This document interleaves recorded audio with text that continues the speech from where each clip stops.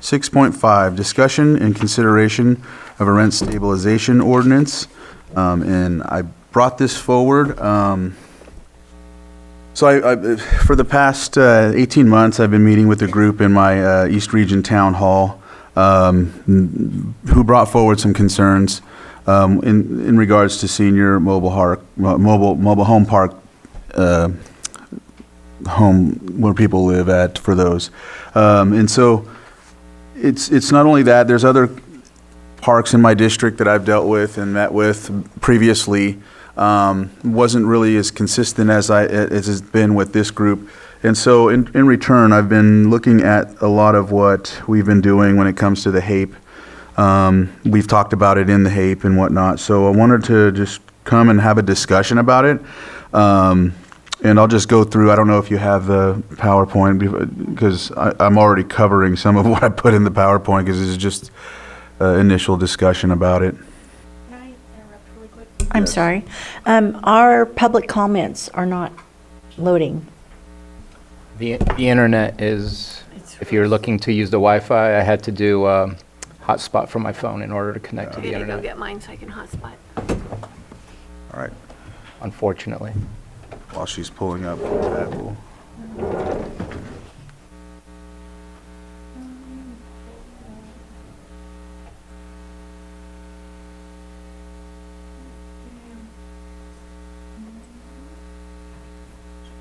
All right.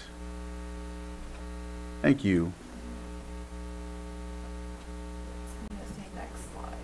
Next slide. There you go. So as you see, the first slide was just me in the rent stabilization ordinance. And so, again, I mentioned already why the challenges and why this was brought forward. Other counties use mechanisms like the ordinance to deal with this. As of right now, Lake County does not have an ordinance in place. So in essence, there isn't any mechanisms or protections for senior citizens, disabled veterans, and vulnerable populations. Next slide. As mentioned before, the HAPE specifies that there are like 77,207 mobile homes in Lake County, which is 21% of all housing. 40% of these are mobile home parks, and nearly 1 in every 10 homes. There are more than 100 mobile home parks in Lake County. Senior and affordable housing is a top priority in these discussions as well. Next slide. These are the vulnerabilities that we've been looking at in meeting with the citizens with regards to this situation. There's folks where they feel as if there's excessive violations leading to evictions. With that, once evicted, these homeowners lose their assets because it's expensive. There's a real high expense to moving their property.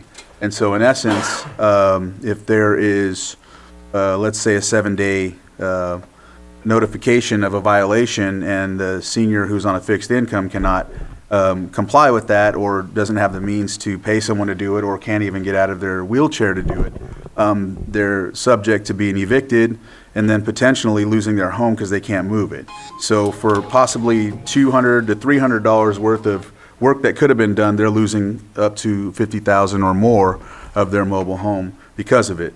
And so ideally we understand that, it's not something that, there's also the other side. So the park owners are going to have their comments about this, but that's the goal of this, is to look at ways to put some measures in place so that everything's more, equitable, or even just in general having measures to prevent from people losing these types of assets, because sometimes it's all they live for. It's all they've had. They've saved to move into these homes, and that's all they have. So lastly, with the vulnerabilities, converting, a lot of places are starting to, and this is actually throughout California, they're converting from senior mobile home parks to all living parks. So what happens is, once either someone unfortunately passes, or they lose their home due to a violation, or they can't afford the rental increase, it starts adjusting to become all living, all ages. And so it takes away the senior mobile home aspect of it, which again, it leaves them vulnerable, leaves our seniors vulnerable. Next. So lastly, I just wanted to make sure we knew, as of this discussion, it's for direction. ordinance won't be like, this isn't the ordinance, because I know I've got a lot of public comments of people thinking that they don't like the ordinance, which is fine, it's a draft. So, so it's not intended to be passed today or anything like that. We couldn't do that even if we tried. We have to go through it and have a first reading and all of that stuff. So the goal is to move forward with these discussions from, stakeholders, community, in our staff and whatnot, to create a workable ordinance.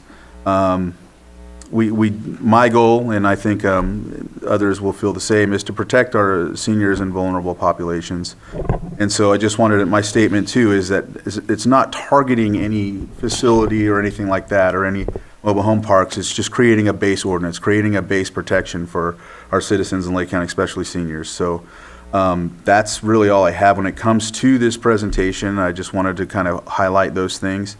And so with that, I just want to open up for discussion. I know that the goal for me is to eventually have an ordinance in place, and I am willing to work with stakeholders, citizens, staff who could help aid with this and get us a workable ordinance. So with that, if there's anyone from the board, or would you rather go straight to public, or Supervisor Sabatier? Yeah, I'll support that. I think we've already gotten a lot of public comments, and I'd love to hear exactly what the public has to say, and interested in hearing it.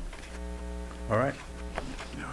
All right, so what I'll do is I'll open it up for the public. I'd like to ensure that, and I have a lot of these input request forms, but I don't think we need these for this type of public comment, right? No, just so you know, for future reference, unless you're coming in the beginning to talk about something, that's citizens input. That's where you would fill these out. With this, you just come up after someone talks. We'll give you your 3 minutes, and you can speak from there. But I wanted to highlight something because we've been struggling with this today. Let's stick to the 3 minutes. If you need more time, we can come up. We can ask you to come back up afterwards and finish off or something like that. But we really want to stick to that time out of respect for everyone else and whatnot. So it's not as if we're just trying to cut you off. We just want to make sure and give everyone the opportunity to speak. So with that, and whoever wants to start out, please come up and, all right. Good afternoon, Board. Rachel Dillman-Parsons, Social Services Director, and I just wanted to take a minute to thank Chair Crandall for bringing this forward.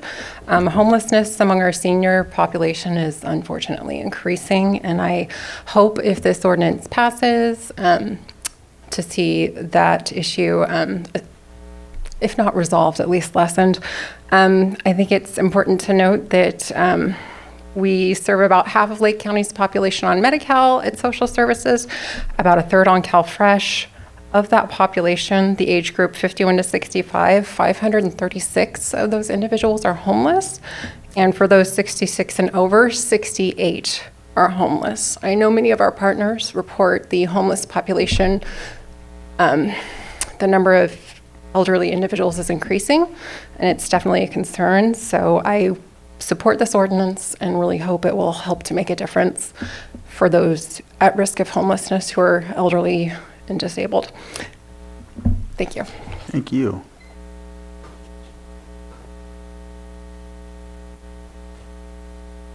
Thank you for the opportunity. Gail Delane, Lake Village Estates Senior Mobile Home Park in Clear Lake Oaks. The current ordinance draft is quite comprehensive and addresses many of the issues our senior park has had to deal with since being sold without notice by a private family to a corporate investment entity. I would ask that these considerations be added to the ordinance. A requirement that current senior parks maintain senior park status where a minimum percentage of residents must remain seniors. Park owners will be required to maintain trees, shrubs, and landscape in their park. Making this the senior homeowner's responsibility leaves the door open for notices of noncompliance and possible eviction. Section 12 of the ordinance, rent increases for new capital improvements. We need oversight on quality, cost of improvements, and necessity of improvements. Section 11, procedures for review of fair return petitions. We ask that fair return petition procedures be established upfront. We are encouraged that this ordinance will pass It will mean the freedom from worry that many seniors have about being displaced from their homes. It will also serve as a signal to corporate investors that mobile home parks are not the free and easy money makers they have been over the past few decades, where shareholders' interests are placed above human interests. Lastly, we do have neighbors within our park that are in their 80s, 90s, and a couple nearing 100. The stress and aggravation of this at this time of life is unfortunate for them. In a recent case, our 95-year-old neighbor was evicted. No apparent attempt to support or assist was given by park's ownership. Reports were made to elder abuse services by concerned neighbors, as her children seemed ill-equipped to help her. Apparently, this was to no avail, as all belongings in the home were removed by management, and her house was quickly sold. She has since passed away. So this ordinance has the power to help alleviate worry, fear, intimidation, and retaliation against a vulnerable population. I give special thanks to our Earth Council and our supervisor. Thank you. Thank you.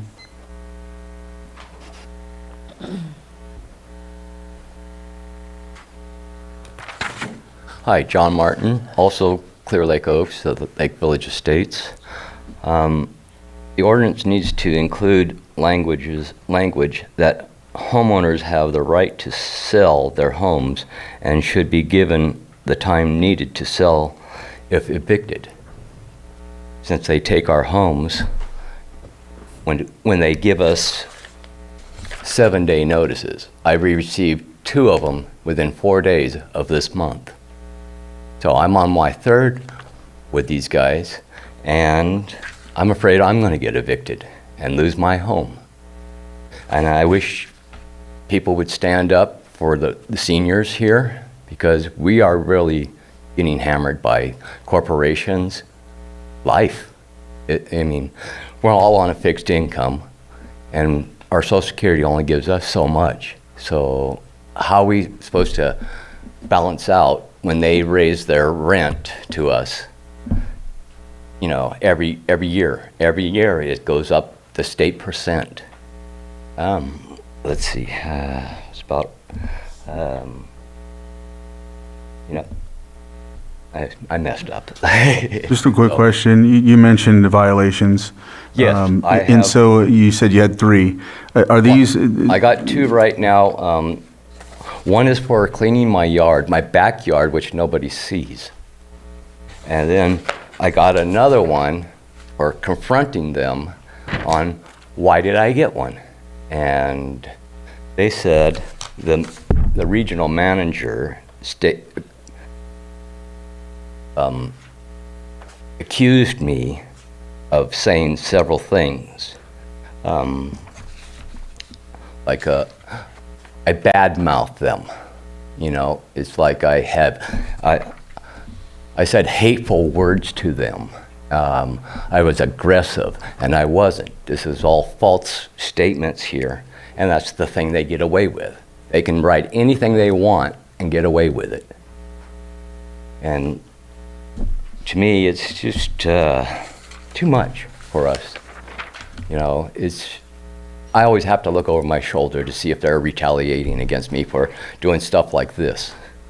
Or if I, you know, call legal aid to help to get advice and stuff like that, they retaliate. That's how I feel about this one, because I called legal aid to ask them for help, and I started getting all this stuff.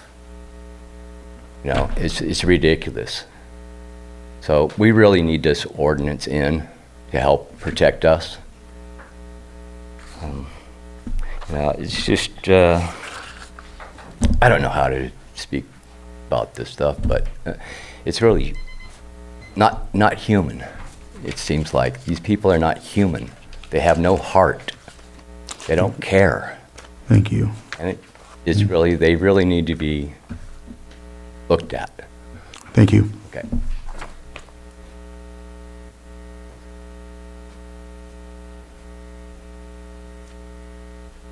Thanks for the opportunity to speak on behalf of the Ordinance.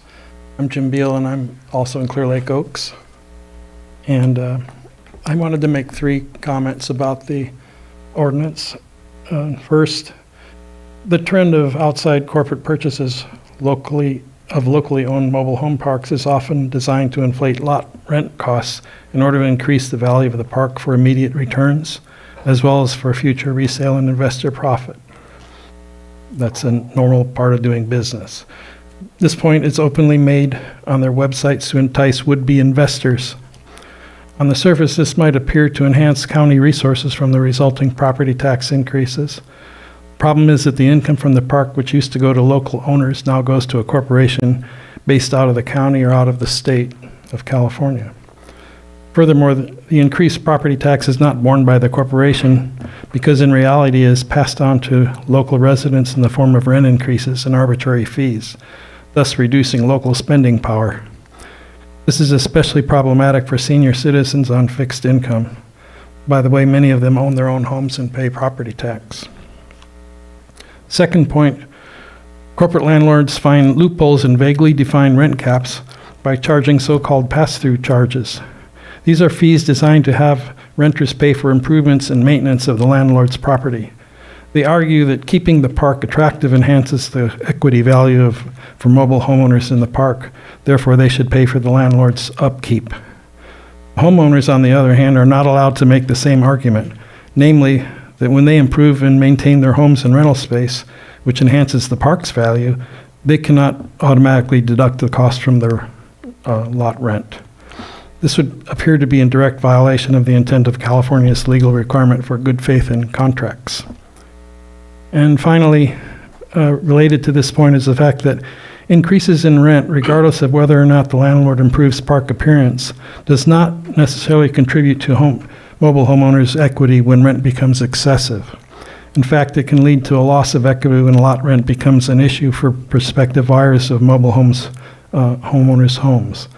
A landmark precedent was set in a case in San Diego where renters at Terrace View Mobile Home Estate successfully sued for $1.2 million in damages, and the jury awarded them an additional $57 million in punitive damages. The most important thing I wanted to say, though, these are all issues that I hope we can look at in a general way for the benefit of all the parties, and I'm hoping that a well-constructed local rent stabilization ordinance that's fair to all parties will help Lake County avoid these kind of pitfalls. Thank you. Thank you.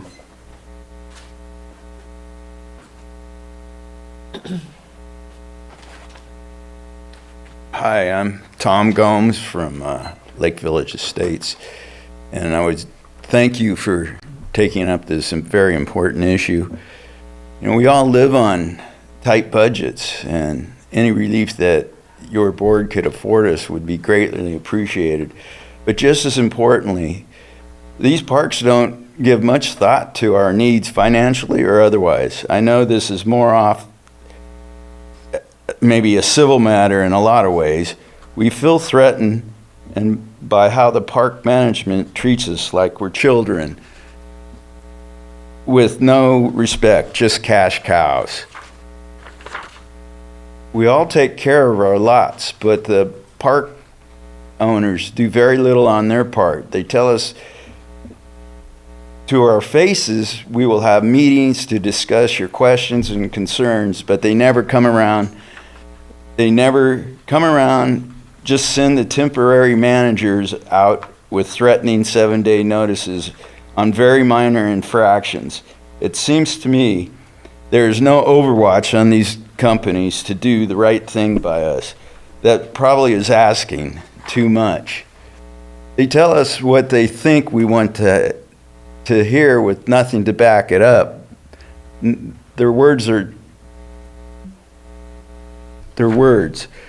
The pass-through charges, I'm getting off, for the streets and the clubhouse are slipshod work at best, and when we complain, nothing seems to be done to take care of the problems. Like, why should we pay for the offices we'll never use? They're using them. I better stop here. It's hard to convey without seeing it for yourselves. So thank you again. Thank you. Any other public comment? Come on up.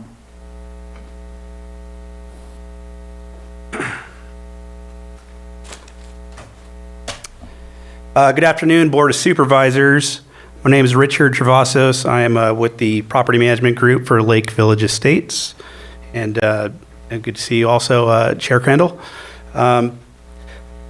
Before I get into what I was going to say, I would just like to quickly say that as of now, there hasn't been much input from the property managers on this one. And also, it seems like a very isolated concern. I see some Lake Village residents here. And so a more targeted approach, I would say, would probably be more effective than a county-wide ordinance for something like this.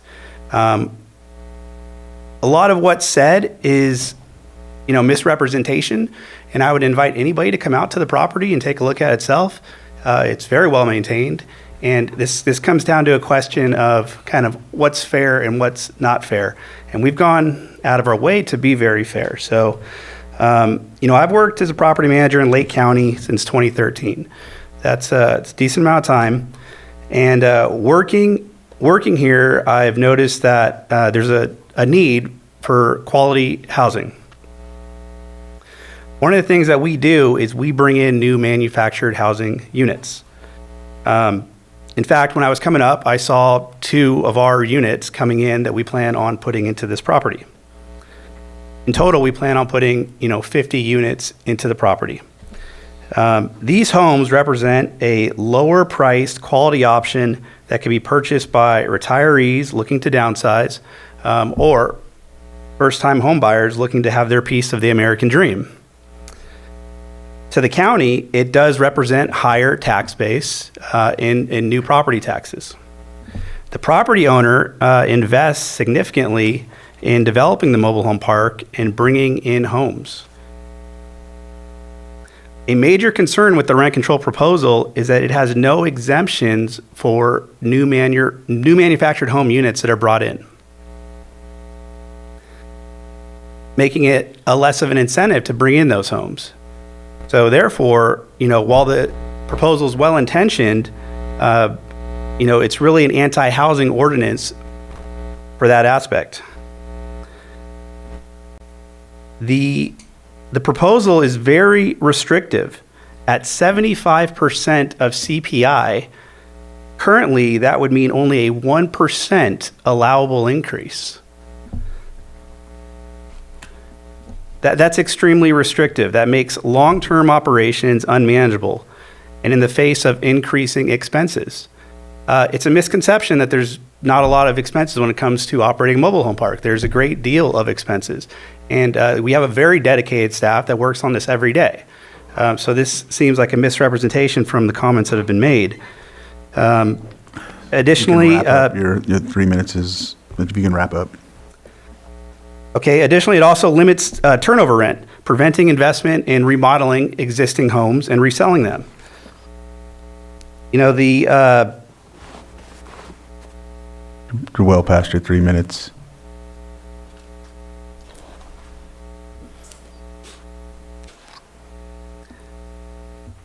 For the reasons that I oppose, the ordinance, and I ask you to vote no on it.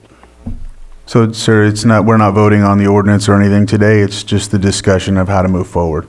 And if we do move forward, if directed so, that'll be an opportunity for stakeholders, for community, and whoever's working on this ordinance to craft it to address some of the things you're discussing. Thank you. Any other public input? Public comment, I'm sorry. Okay, I have one coming up. Go ahead. Tom Lasik. Just to follow up to what the gentleman just asked, saying it was a mischaracterization, it might be interesting to fact check just how many evictions were actually issued in the last, say, since they began ownership, and what the industry average is for evictions, and some of the other claims that the residents made. It seems like they're being dismissed by the property manager, and I think that could be easily fact-checked. who was evicted and what the causes were and how many there are. There tends not to be that many evictions in the apartment industry as a rule, but from what the residents claimed, it seems to be quite excessive and for spurious reasons. So that might be something that the board might want to take a look at to see where the truth lies. Thank you. Thank you. There's more in the chambers. We'll go on to Zoom. It sounds like we have some on Zoom. Yes, Patrick Sullivan, if you can, and considering you're the treasurer tax collector, I will exempt you from the 3 minutes. Thank you, Chair Crandall. I think I can still be brief on this. Thank you for bringing this forward. I just did have a comment from what I was seeing in here. If I'm following this correctly, all of the enforcement seems to be under the county's purview. I believe there are iterations of this ordinance where there's a private cause of action where the homeowner can actually do some of the enforcement on their own, whether it's solely the homeowner, whether it's solely the county, or whether both have that available to them. I just know we do encounter mobile homes a lot that have tax delinquencies, and I think often time is of the essence when folks are trying to get the relief they need. And I just think it could be valuable to consider a way that the owner himself or herself could bring an action under this ordinance to enforce it. So, thank you. Thank you, Mr. Sullivan. All right. Matt Davies, if you can unmute, and you'll have your 3 minutes. Okay, can you hear me okay? Yes, sir. Hello, Mr. Crandall. You and I have emailed a few times in regards to our mobile home park at Meadow Point, and I did send you an email yesterday. Yes, I received it. 75% of CPI is a slow road to bankruptcy. We're in the process at Meadow Point Mobile Home Park of talking about investing millions of dollars to rehabilitate the park. If this ordinance passes, I just want to be very clear with everybody, we would not be investing those funds, and we would pivot to what we talked about before in closing the park. We're an 85 space park. We could not survive under this ordinance. We could not make the capital investment. It doesn't work. I think that the other gentleman said it, this all sounds like Lake Village Estates, and it sounds like you folks are targeting using a blunt object on us when a scalpel would do fine. Lake Village Estates does, though, have some of the least expensive rents in the county at under $500. I saw the numbers when they bought it. That park needed to raise the rents to be able to stay in business. They're running a 30% vacancy. They're trying to fill it. You're going to remove every incentive. We've been involved, and we're actually closing a park in Santa Cruz County right now because it's actually the rent control's been there 40 years. And our expenses are higher than our income at this point. We're actually losing money, and we can't stay in business any longer. And this would happen at Meadow Point. The other concern I have, you listen to a lot of tenant complaints, but I don't think many people understand that an ordinance only covers very few items. Most of the relief that your residents are asking for, notices, more time to sell, evictions, those are all preempted by state law and Civil Code 798. The county actually has, no counties have say in those things. It's not like you can pass your own just cause. It's all preempted by the state. So the relief that the residents are looking for really can't be given. For example, even pass-throughs. Pass-throughs are governed very explicitly by state law. People act like you're talking about a profit mechanism. That's incorrect. The state law says if you want to pass through, you need to offset their rent by a commensurate amount, and you have a very specific formula you need to follow. You have been given a lot of disinformation here today. I mean, cleanup notices, those have to be issued. We don't issue those for ourselves or to get rid of people. We do it for all the other residents in the park, because part of our job of collecting the rent is to make sure the park is clean and safe. And we have bad apples that we need to deal with. And you see the bad apples coming in and complaining about the cleanup notices, but you need to be specific. Go look at that notice that gentleman gave Go look at his face. If you can wrap up Your- at 3 minutes. Okay, in a nutshell, you know, I've covered it. Mr. Crandall, I'd love to sit down and talk with you specifically, though, about Meadow Point, because you're going to be putting a vice around our heads, and I don't know what we're going to do, and I've got to reach out to all the water boards, and I think I might, if you guys are serious, I need to put this on hold now. No, so Mr. Davies, this is a discussion about the ordinance. It's not passing or not passing today. I don't know if I stated that. Is going to be further direction on what to do from here, and it's not just targeted towards Lake Village Estates. This is in general for the unincorporated area as to what we're looking at. So I do hear you, and that input will be taken into consideration when we move forward. If we move forward to start crafting this ordinance and do a work on it collaboratively. Then I would say that an ordinance. So, sir, like your 3 minutes are up. So Can I if say you want one to more just email me. sentence, Mr. Next, let's do the next person.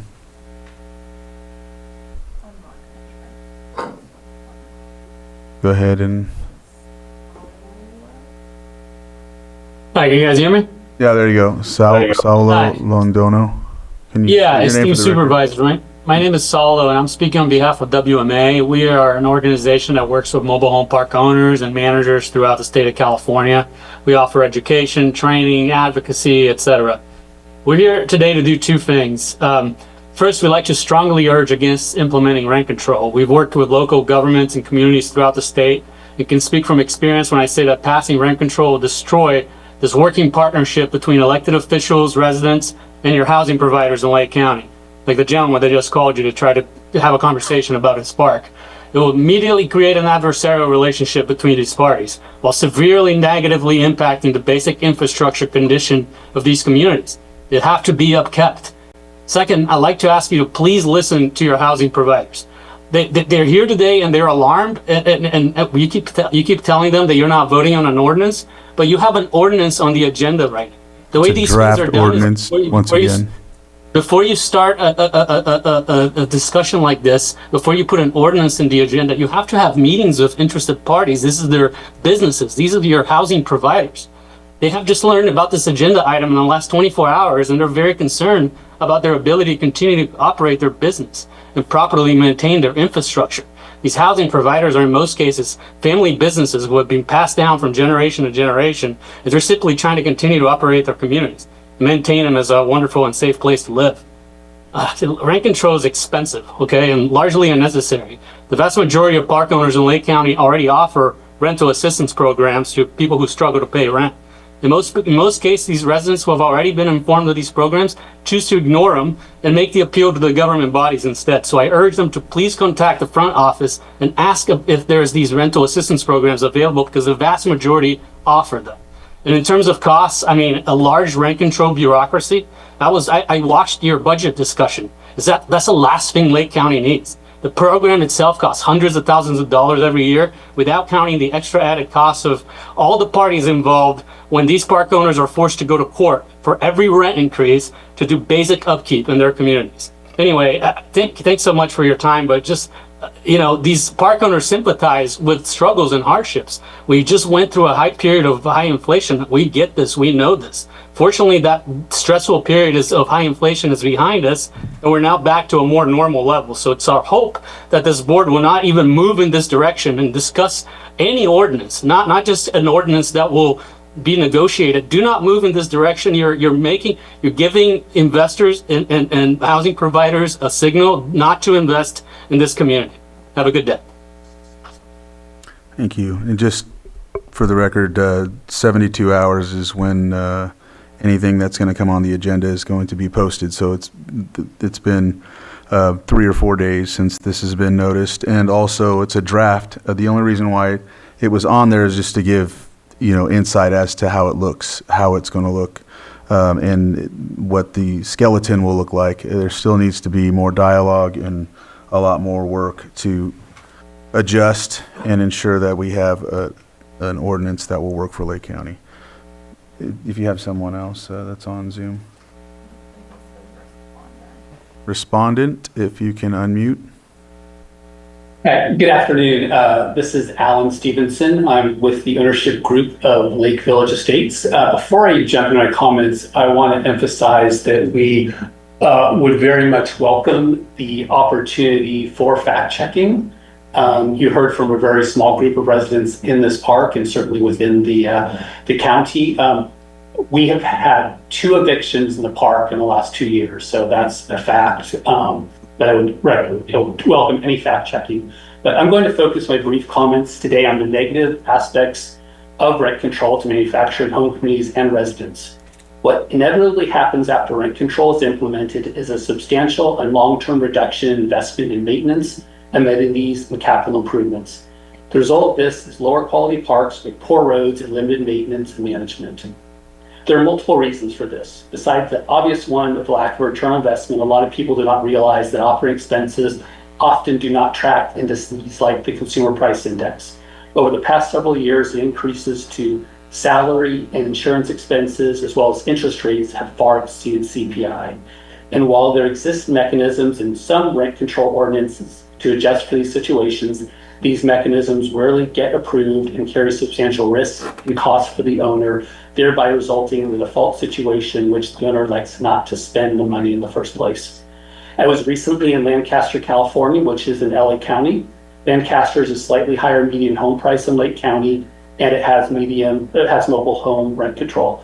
I drove almost all the parks in that city and saw the expected poor roads, lower quality maintenance, and poorly maintained homes and lots. Before considering rent control, I would highly encourage each of you to visit similar cities that have implemented rent control to see the results for yourselves. Also, one of the most important and valuable reasons to live in a manufactured home community is the benefit of community.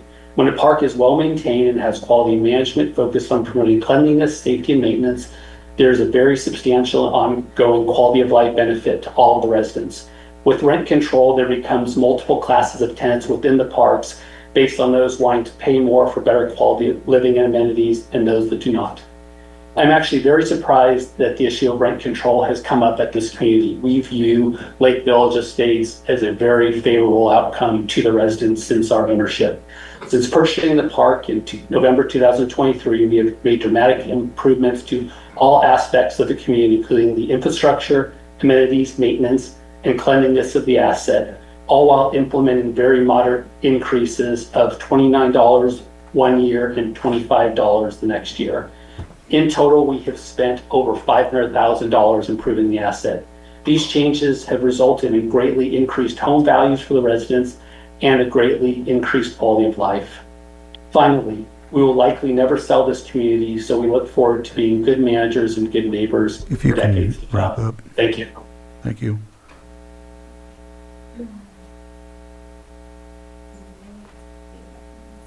Mr. Stevens, if you can unmute. Hi, Board.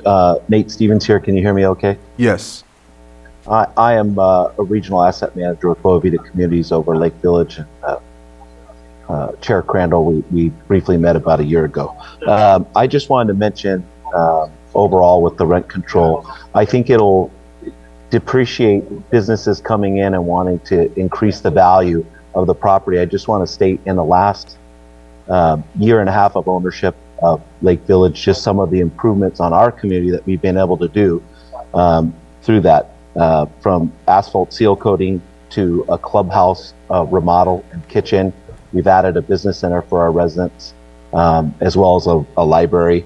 We've been able to also do a third so far of the perimeter fencing on the property, which costs us about $90,000.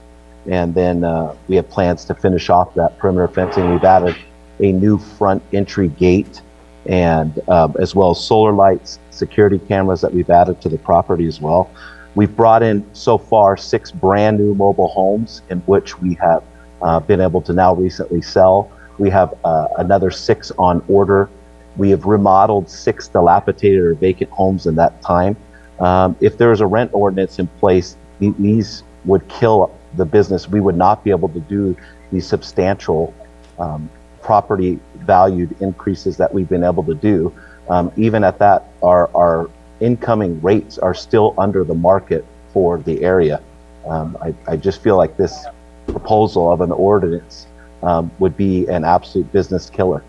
And we are always on board with trying to value, we are long-term ownership, and this would put us in a position to not be able to do that. That's all. Thank you. Thank you, Mr. Stevens. Do we have,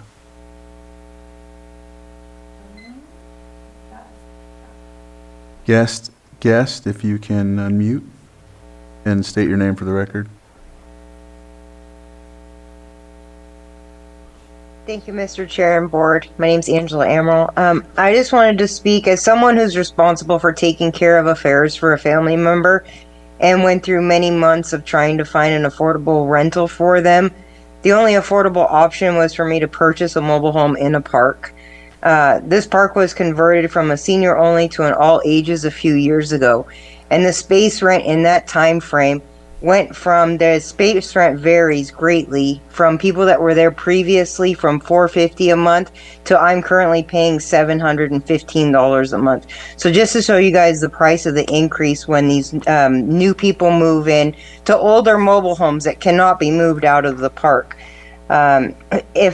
Another vulnerability is that if a mobile home owner could afford to move their mobile home, it's highly unlikely that the owner would be able to find a new mobile home park that they would be able to move into due to the age restrictions on mobile homes.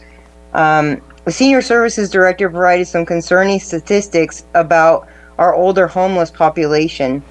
Also, Santa Barbara, as I stated in an email to each of you, Santa Barbara County found a big enough concern to institute an ordinance similar to this to protect their seniors in mobile home parks. And Supervisor Crandall, or maybe someone there can clarify this, but I believe senior park owners get a property tax deduction for operating a senior park, right? But they're still increasing the prices to the seniors. I think this is a good conversation. Thank you, Supervisor Crandall, for listening to your constituents, and I hope you all strongly consider this. Thank you. Thank you. What's that? Andy, if you can unmute. Hi, can you hear me okay? Yes. Thank you. My name is Andy Carey. I'm president of Monolith Properties, and I've been involved in Lake County for real estate for about 19 years. We operate and manage a number of mobile home parks in the unincorporated county, have for a long time. Our rent increases have been tempered and moderate each and every year. And I've got a considerable amount of experience in other jurisdictions around California, working cooperatively with boards of supervisors in different counties and city councils in certain cities. And while I won't, I'm of course opposed to the rent control ordinance for the reasons I mentioned in the emails I sent to each of you. I do want to just leave you with one idea for consideration, since, as you mentioned, this is draft and for discussion purposes. Is the ordinance seems like it's at the end of a very long process and we haven't done the interim steps yet, where we've had great success in other counties. Generally has to do with taking a committee or collaborative approach with different stakeholders that's maybe run by one or two board members as a special committee or a special working group, where a lot of these issues can be discussed and better communicated between park owner stakeholders and residents alike. And we know that's not a solve for every issue that's out there, but we've had great success doing that elsewhere. It's the least costly for the county itself because it's voluntary and it's attended by members of the resident community and members of the ownership community. And we just found it to be a really great interim step that has solved a lot more problems than it's created. And so I hope the board, as it's considering its next steps, might consider kind of hitting the pause button on the ordinance and looking into alternatives to improve communications and do some of the fact checking we talked about. I've heard a number of wrong claims just in the last hour or so. So I just want to say that there's a bunch of information that probably needs to be clarified for all the stakeholders, and a working group could do that. Thank you for hearing me out. Thank you.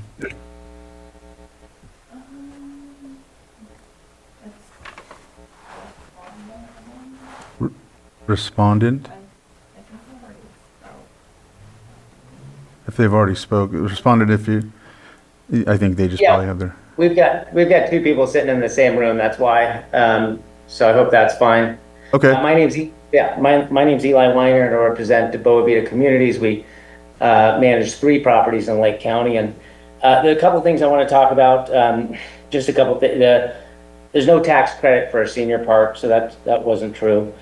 There was one gentleman that said he got a 7-day notice and this and that. It was actually, just to let you know, our company does not tolerate homophobic slurs. So that might give you some sort of understanding of, the gentleman that was speaking about, how we're not. Can we stick to the ordinance, Let's please? stick to the ordinance. Yeah. Okay, so Lake County has a lot of mobile home parks, and they have one of the highest percentage of empty spaces, probably in most counties in California. And, we operate over 85 parks in California.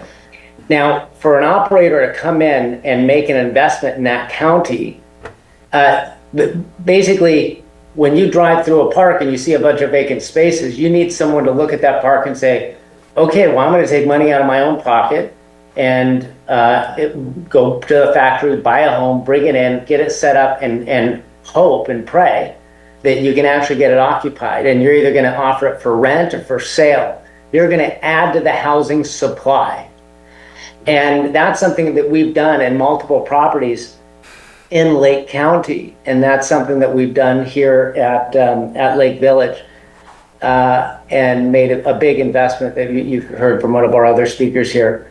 So hopefully you guys will look at that and say, well, that's the type of investment that we need in Lake County, because we have a lot of dilapidated properties. We have a lot of properties that are dying on the vine. In fact, this is one where the ownership had it and become so complacent, and the other speakers, they know this too, because a lot of these, people inherit these parks and they don't do anything.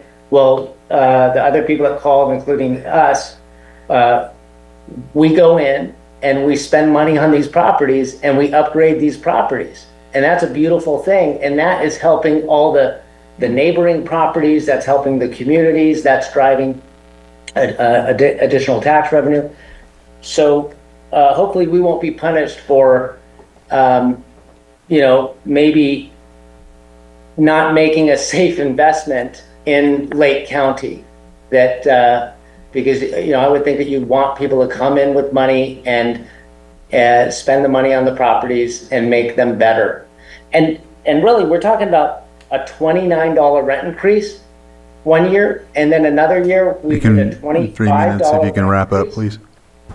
Yeah, so those rent increases are kind of, it's honestly, it's very, it's weird for us to even be having the conversation when we're talking about those type of rent. All right, so you've had your 3 minutes, and we asked you to wrap up, and you're continuing, so we'll move on to the next person. There's no more hands in Zoom?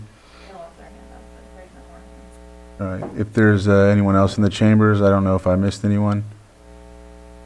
All right, not hearing any, we will go ahead and close public input at this time and discuss further. I think it's really important for me to hear. I know that there's a lot of focus on the group that came here, but there are others. There are others in different parks that have talked to me about this. They either can't make it because of work, they just aren't coming because they don't come to meetings. They just, maybe some are afraid. I won't speak for anyone else's district because I don't know how it works over there. I just know that in my district, I want to make sure and advocate for this. I know that I know there was a mention of a group that in Lucerne. Prior to them is where I met with some folks in that park. It was owned by a different owner then.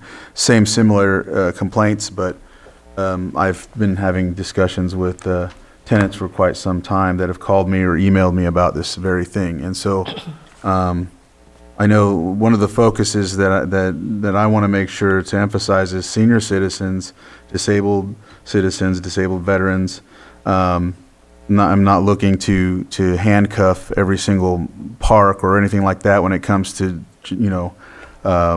all ages, if you will. I do worry that doing that will, there'll be some rush to not do any senior mobile parks as well, because then they'll know that it's going to affect their profitability and whatnot. And I think the worry that I have as well is the senior population having groups come in and basically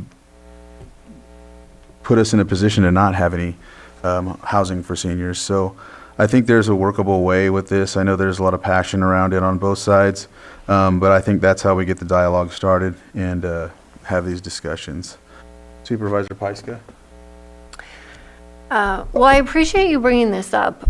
We have had a lot of conversations about housing, and we have a need for housing. We also have a duty to look for ways to protect vulnerable populations and make sure that there aren't any predatory practices happening. But I do have a lot of experience with rent control and being a landlord in rent-controlled properties. And there are a lot of unintended consequences. Some of them have been brought up today. And we also have to balance this need for safe, secure, and stable housing, and also allow people to have a decent investment on their property. So that is the balance that we have to look for with policy. I think your recommendation to take this as a starting point, to have a lot of conversations with our housing deputy, with the community members, with the ownership, to try and figure out what we can work toward. Because as it's written today, if you cap CPI to 75% with 5%, property taxes go up 2% a year. And then you have insurance, which we all are dealing with, and you have other increases. So we can't, we can't hinder people's ability to also improve their property or take away that incentive to want to improve their property. So these are a lot of the unintended consequences that come out of an ordinance like this. So I just really be in favor of using this as a starting point to have these conversations and look for ways to find that balance. Vice Chair, and then... Yeah, thank you for the conversation.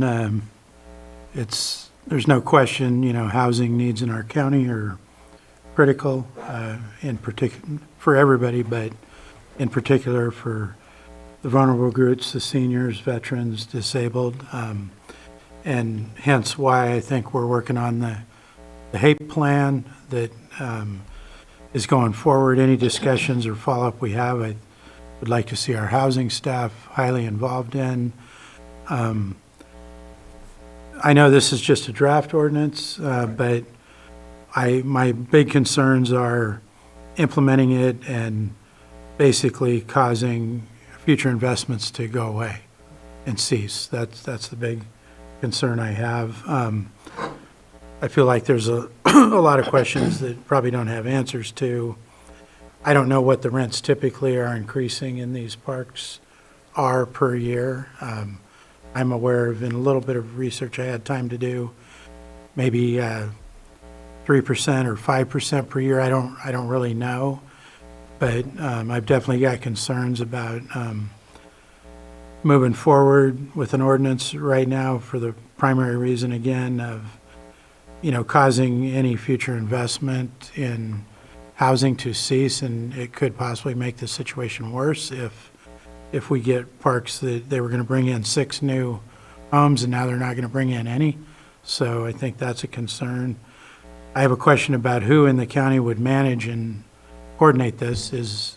I don't know if we know what department would be kind of in charge of the enforcement, but that's something that would need to be figured out too, I believe, if we had an ordinance. But I would say, I guess, where I'm at this point is, without committing that we are going to do an ordinance, is starting a conversation with the appropriate stakeholders, being the park owners as well as the residents that are there, homeowners and or renters, anybody that has a stake in it, kind of getting more information. That's where I'd kind of want to be before I wanted to talk about whether or not we were going to pass an ordinance.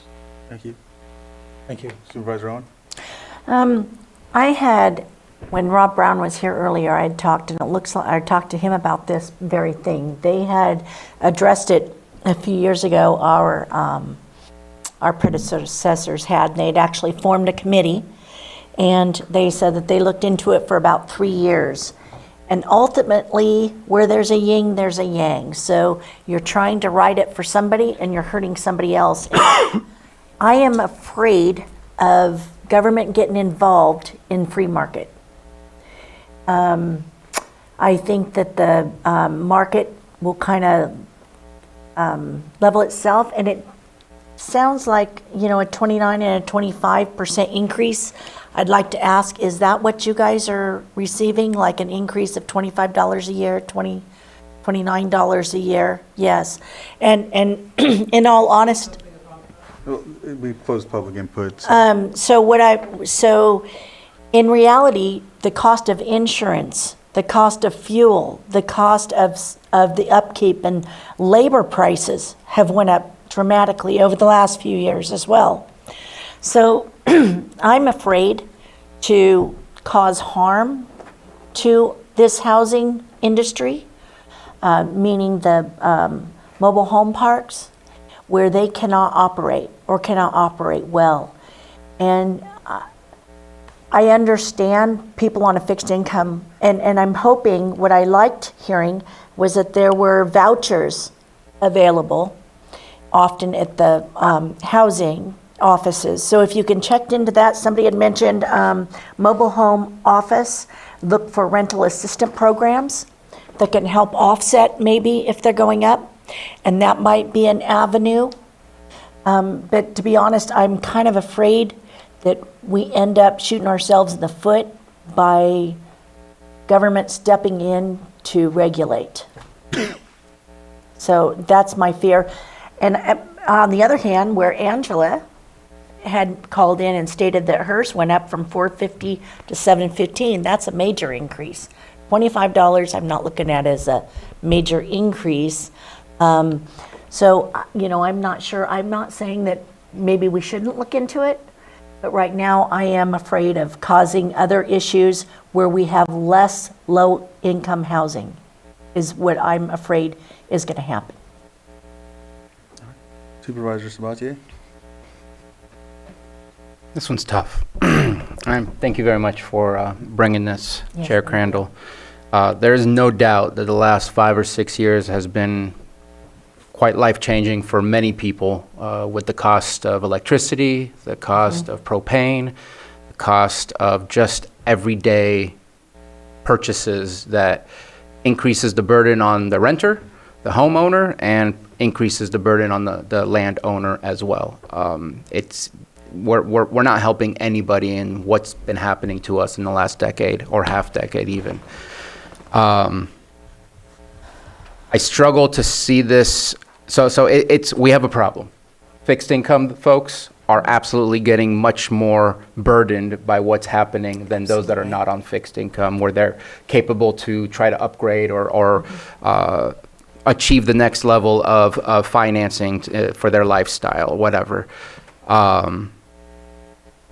I've also had experience as a landlord, and I think there's a difference between having some places to rent and 85 statewide, where you don't have the same relationship with the tenants. And I think it's important that landlords have relationships with their tenants, because it is a human need and there is a human factor to the decisions you make as a landlord. One of the things that I keep thinking about is we are not in charge of mobile home parks. That's HCD. I know that we just passed a tobacco ordinance because ATF does not care that we had stores selling to our minors and nothing happened, nothing changed. So we made our own ordinance to try and deal with that. Maybe it's time we look at, do we need to do oversight of some of these mobile home parks rather than allowing the state to do it, which maybe they're just not doing it. And there's not the quality of life that could be in some of these parks where there may be less complaints. I don't know. We have such a hands-off scenario when there is government involved in mobile home parks. Let's be real. This is not completely private enterprise. There is government hands within this. So maybe there is something, but the way that I read this, I'm concerned. I think there is some concern about the fair review process or whatever it was called, the fair return standard. I think Vice Chair Rasmussen mentioned the cost that will be, who's going to take charge of that? Are we going to pass that cost on to the mobile home parks, which in turn may increase their rents again? Because there's got to be a way to balance that out. So I have concerns on doing this, and I will just say, if we prioritize today saying we want admin to focus on senior housing, which we know there's going to be an increase. We've had a AAA report, increase in seniors that are happening. We know that there are homelessness is happening at a higher age level than before and rapidly growing. If that's our focus, to make sure that there is better opportunities and more opportunities, I'd say let's do that. But I'm struggling on this one because I also don't want to trip us up where we don't solve a problem and just feel like we're solving a problem, because I'm not sure that I see the solution within the draft. It's not an ordinance for us to vote on, as you stated, but I'm not sure that I see the solution, but there is definitely a problem that our people, our community members are struggling with, and I don't know what that answer is. So if that's the conversation that we kind of open up with, here's our problem, not here's a solution, let's talk about that solution, but really open the scope. And I believe, if you don't mind my calling up Rachel Dillman Parsons, our Director of Social Services, there may be some other programs that could be available that wasn't talked about. How do we bolster those programs? How do we enhance those programs to make sure our seniors have access to some of those things? So difficult topic, difficult response, since I don't know what the solution is, but thank you for bringing this. The solution, it wasn't obviously to do the ordinance. I know I said I wanted to, but then realized that there's a lot more that goes into this. As you know, as you've all seen, the ordinance that's in draft form obviously caught the attention of many of the owners who are now giving input, whereas one had stated that there's rental assistance programs and whatnot. So hopefully moving forward, there can be something in place where they can talk about these things. And it's not just about one specific park. It's about all, and having a mechanism so that they're working in collaboration to, they understand what this ordinance could be. You know, that's kind of like, I hate to say it, but this is a way for me to catch their attention. Because there are vulnerable communities that are suffering from this, and it's not just this group. I worry also just hearing some of the comments from the owners and the marginalization in folks and in this whole situation. And it makes me wonder if anyone is going to be targeted. So I feel like there's a looming issue, standing issue. So that's why I really want to move on this some way, shape, or form, whether it be a group that works with me or whether I call together some of these stakeholders to come meet with me at ad hoc or of some sort. I know that staff has a lot to do. I understand that. I don't want to, I know that when I started this discussion, I reached out to Lisa, which then in discussion, further discussion, I realized Rachel, the Social Services Director, this was under more of her purview. And so there's already been like other recommendations and statements about what we should be doing, what we should be looking at. And that also would include further discussions with the stakeholders. If we can control the phone. All right. So that's what I'm looking for. It sounds like you all are okay with further discussions and not having an ordinance right off the top, and that's not what I'm looking for. I know that the ordinance is on the agenda, but it's not something that I know obviously we can't bring forward without further protocol. So yeah, so I'm just looking to do something like that. Yeah, I'm kind of envisioning it as, if this makes sense, that you or... Your mic, sorry. Sorry, definitely you and possibly another supervisor could work with the appropriate staff, as I see it being Ms. Judd and Ms. Parsons, Mrs. Parsons, regarding some of these issues to see if, we can start some more stakeholder discussion. Right. That's kind of where Right. I'm thinking it would work. And I know that, you all have other things to do too, and so that's why I wasn't gonna push for any of you all to be like, I know that you have your due diligence and other things, but if there was another supervisor willing to be on this with me, that would be great, the more the better, and the more that we can move to a solution, the better, So. I have, go ahead. Oh, you have your pen up. I wasn't even there yet. Yeah, go ahead, Supervisor Owen. I think, Rachel Parson, I'm going to ask you really quick. I know that you had some vouchers, I believe, that were still available for rent. Could those be broken down into smaller pieces for when the rents have to go up and it gets above a certain percentage of what they're paying? Can they take smaller increments? If it goes up $25, you can cover some of those and it be spread out further? No, unfortunately, that's not how the voucher program works. And the vouchers don't always cover your whole rent. It's based on your income, and then it'll pay a portion of that towards your rental assistance. And the 6 I have available right now are for veterans, and the referrals would come to us through Veterans Services. There are some other grants out there I've just kind of been sussing out, so I'm very happy to participate in a work group if you want me to. Could we look at something along that where if their rent starts to raise, that they could, those that qualify financially, they could get assistance to cover that, to offset? Many things are possible, not under the Section 8 voucher program, but there could be other grants out there we could pursue that would allow us to do that. We can certainly research and look into it. Thank you. Right. Supervisor, about you. And while you and I may or may not have perfect common ground on this subject, I'd be happy to be involved in the conversation if that works for you. Yeah. I'm fine with that. So if I know that, Director Dillman Parsons said she'd be glad to be a part of it, I think